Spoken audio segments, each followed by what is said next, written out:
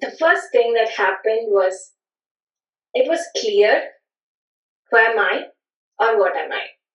When it is very clear, after that, you get lost, you come back, you get lost, you come back. So that interest of neti process happens where something comes and you get attached and you'll be like, oh, this is not me. I am not that. Everything. It's like a moment to process. It this is like a year-long process for Sindhu. It was like going on for a very long time. So first initially you get clear and you start doing this neti process. It's almost like a UAT if you're in the IT, a bug comes every time, oh, this is a bug. Okay, this is a bug. This is not me. This is not I.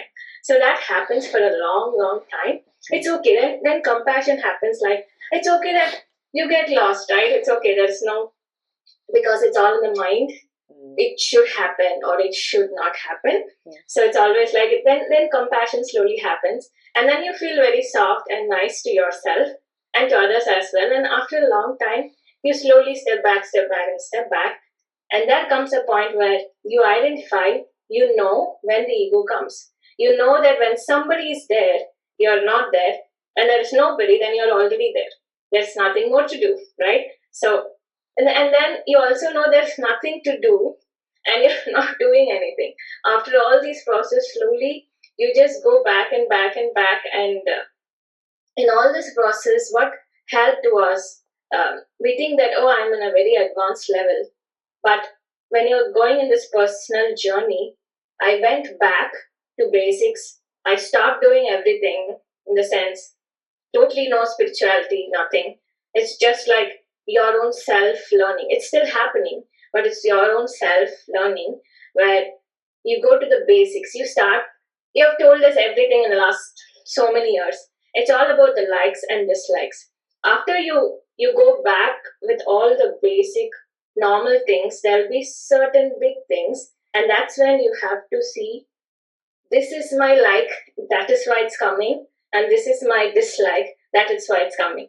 So you go to the basic root cause of the final few things, and then after that you feel like, if you have Buddha experience as well, I had that. So you feel that the silence is too loud after a certain point of time. And you understand that you're not going to look for a world where there are no thoughts. Thoughts are going to be there.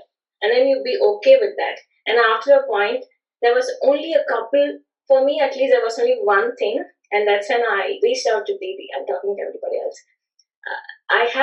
I think I figured out this, but I don't know how to get out of it. And she texted me, I'm always there. So I talked to her and she said, is this person, it's like somebody on the road where you forget, or is this person sitting in your head?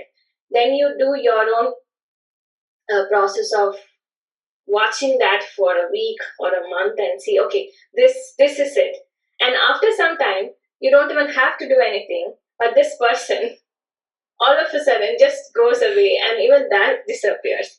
I feel like that was like the big weight of the ego that's holding and having me in that Sindhus. But after some time, even that drops, and then that's when you like slip into that silence where it's like silence is loud. It's totally peace. And what Swati shared, or everybody have experienced, you just be there, and then that journey begins of being or sinking into the silence. So this whole process is individual, right? Yeah. At least for me, you showed this is what can be, but afterwards it's all about the individual, where you take your journey on your own, and it's okay to go back to basics and do all these things. Yes, of course. So I just thought I'll share this experience, so that in this journey sometimes it's scary because the whole world is going in one direction and you're just standing there and seeing everybody going, because at a point you realize that, okay, I'm completely different from the whole world.